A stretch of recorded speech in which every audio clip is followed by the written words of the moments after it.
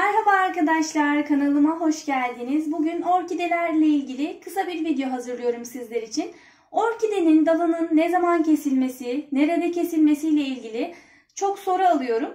Bununla ilgili o yüzden size hemen kısa bir video hazırlamak istedim. Bakın bu orkidemiz artık çiçeklerini dökmüş. Tamamen çiçeklerinden arındığı için artık bu dallardan kurtulmamız gerekiyor. Ve özellikle bakın şu orkidenin dalının sararmasını görmenizi istiyorum. Bu şekilde sararmaya başladıktan sonra hemen bu dalı kesmeniz gerekir. Eğer kesmezseniz dal komple yavaş yavaş aşağıya doğru sararacağı için dalı tamamen kaybedersiniz. Dalı kaybetmenizde bakın şuradan göstermek istiyorum bu orkidemden. Bir dalı kaybetmenizde bu şekilde iki tane üzerinde bakın bu dalı buradan kestiğim için burada bir çiçek dalı var. Bakın yeni çıkıyor, oluşuyor. Bir çiçek dalı da burada altta oluştu. Yani bir dalı kaybetmeniz iki tane çiçek dalını kaybetmeniz anlamına gelir. Burada iki boğum olduğu için iki boğumdan da bakın çiçek dalı çıktı. Burada bir boğumda bir çiçek dalı daha çıktı. Şurada bir boğum daha var. Buradan bir çiçek dalı daha çıkacak. Bu dalı kaybetmeniz de bu çiçekleri kaybetmeniz anlamına gelir. Dalı özellikle bu şekilde sararmaya başlar başlamaz kesinlikle hemen kesmeniz gerekiyor. Keserken de dikkat etmeniz gereken konu şu gözleri, yani şu boğumlar. Boğumlara dikkat ederek kesmeniz gerekiyor. Çünkü her bir boğumdan çiçek dalı çıkma ihtimali var. O yüzden bu boğumların şu çiçek dallarının bakın burada bir çiçek çıkmış ve kurumuş. Buradan itibaren tamamen kuruduğu için şuradaki boğumu görmenizi istiyorum. Bakın bu boğumdan itibaren kesebilirsiniz bu dalı. Hemen şu kısımdan keseceğim ben şimdi. Keserken de herhangi bir makas veya bıçak kullanabilirsiniz ama sadece dikkat etmeniz gereken dezenfekte edilmiş olması gerekiyor. Dezenfekte edilmezse orkideler hassas bitkiler olduğu için herhangi bir mikrop karşısında hastalıkla fazla mücadele edemez ve hastalık bulaşabilir. Şimdi diyelim ki kullandığınız bıçak veya makas yeteri kadar dezenfekte olduğunu düşünmüyorsunuz. Böyle bir durumda da tarçın kullanabilirsiniz. Bu kestiğimiz boğuma hemen şöyle bir miktar tarçın sürebilirsiniz şöyle üzerine.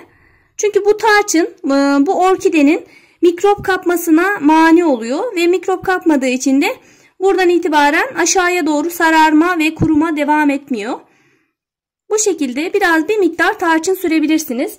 Şimdi hemen şu boğumu da şu dalı da aynı şekilde göstermek istiyorum. Bakın buradan çiçekler kurumuş. En son çiçeği şu kısımda açmış. Ve burada bir boğum var. Bakın şurayı görüyorsunuz. Burada bir boğum var. Şuradan itibaren hemen kesiyoruz. Yine aynı şekilde kestiğimiz yere tarçın sürmeyi ihmal etmeyin. Her evde hemen hemen tarçın bulunur. O yüzden böyle bir miktar tarçın sürmeniz sizin için faydalı olacaktır. Özellikle şu son boğumlarda da keyiki çıkma ihtimali, yani yavru çıkma ihtimali çok yüksek. O yüzden bu dalları kesinlikle ziyan etmeyin. Bakın burada 1, 2, 3, 4 boğum var daha. Yani bu 4 boğumdan 4 tane dal çıkma ihtimali var. O yüzden kesinlikle keserken çok dikkatli olmanız gerekiyor. Kimisi bu konuda çok bilgili değil. Özellikle çiçekçiler dahi bazen bu konuda yanılgıya düşebiliyor. Kökünden kesiyorlar bazen ama kesmenize gerçekten gerek yok. Bu şekilde dediğim gibi bakın şunu gösteriyorum size tekrardan. Bunu bakın şurada çiçeği bitmişti ve ben bu kısımdan kestim. Ve bakın buradan bir dal, iki dal ve şuradan bir dal daha çıktı. Bir orkidede 3 tane dal birden oluştu yani. O yüzden kesinlikle kesmeyin, ziyan etmeyin orkidenizi. Şimdi şuna da tekrar değinmek istiyorum. Bakın bu şekilde seramik saksılar tercih ediliyor genelde. Dış görselliği daha güzel olduğu için. Ama bunlar aslında çok sağlıklı değil. Bakın şunu göstermek istiyorum. Bu şekilde şeffaf olanlar çok daha sağlıklı. Çünkü orkideler kökleri özellikle güneş ışığı almadığı sürece çürümesine sebep olabiliyor. Ve özellikle hava alması ve güneş ışığı alması orkidelerin kökleri için çok önemli. Bu saksılardan satın alamıyorsanız bile pet şişelerden yapabilirsiniz. Özellikle 2,5 litrelik pet şişeler bu orkide saksısı için ideal büyüklükte. Kanalımda hatta videoları mevcut. Linke tıklayarak yukarıdaki bunlara ulaşabilirsiniz. Şuna da tekrar değinmek istiyorum. Bakın şu kökleri görmenizi istiyorum. Bu kökler orkidenin bu özellikle gövde kısmına doğru koyduğum bu yosunlar sayesinde oluştu.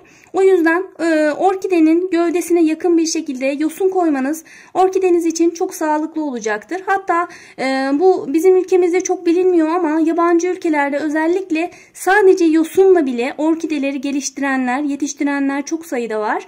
Ben de bunları yeni keşfettim ama orkidem için çok faydalı olduğunu gördüm. Bunu hemen sizlerle de paylaşmak istedim. Yukarıdaki linke tıklayarak onlarla ilgili videolara da ulaşabilirsiniz. Bu yosunları da ormandan kendiniz temin edip kullanabilirsiniz. Bugünlük de anlatacaklarım bu kadardı. Kanalıma abone olup videoları beğenip yorum yaparak bana destek olabilirsiniz. Hepinize sağlıklı, mutlu, güzel günler diliyorum. Sağlıcakla kalın.